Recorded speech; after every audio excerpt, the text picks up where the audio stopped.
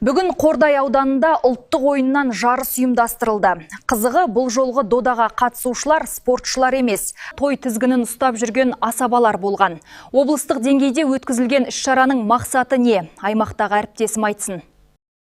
Өңірдегі асабалардың басын қосқан бұл жиын жыл сайын ұйымдастырылып келеді. Мәселен, былтыр той тізгіншілері білім-ғылым бағытында бақ сынап, біліктіліктерін паш еткен. Биылғы тақырып мәдениет. Соған сай жобада той мәдениеті, ұлт мәдениеті деп аталыпты. Негізгі қоғамдық бірлестіктің мақсаты тойда салт дәстүрді сақтап, той мәдениетін қалыптастыратын асабалардың ынтымақтастығын арттыру.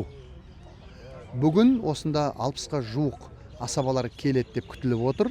Аудандардан солардың арасындағы осы біздің ұлттық мүддеге, ұлттық рухқа, салт дәстүрге, той мәдениетіне қызмет ететін асабалардың басы бірігіп, осы іс-шарада салт дәстүрді насихаттай отырып, бір-бірімен тәжірибе алмасу. Кейінгі жылдары біздегі тойлардың мәдениеті мен ішкі тәртібіне қатысты түрлі мәселе туындап жүр деген мамандар саланың оң бағытта даму үшін бірқатар ұсыныс айтқан.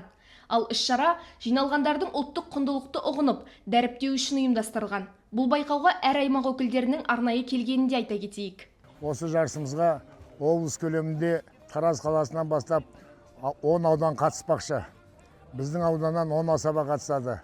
Ұлттық ойындарда қазақша күрес, садақ ату, бұқа тартыс, қол күрес сияқты ұлттық ойындарымызды біздер кейінгі жастарға паш етіп, үлгі етіп, өсиет етіп келеміз. Бұл іс-шара былтырдан бері басталды. Былтыр 2025 жылы осы Қордай ауданы Жамбыл облысында үздік аймақ атақты бірінші орынды иеленіп келгенбіз. Жеңіске жеткенбіз. Сайыс бірнеше алаңда қатар ұйымдастырылды. Мәселен, Бозкілемде 70, 80 және 90 келі салмақ дәрежесінде балуандар бақ сынаса, садақ ату алаңында мергендер дәлдік пен шеберліктерін паш еткен. Айгерім Қожабайқызы, Еркебұлан Болатұлы, Қордай 24 Ньюс.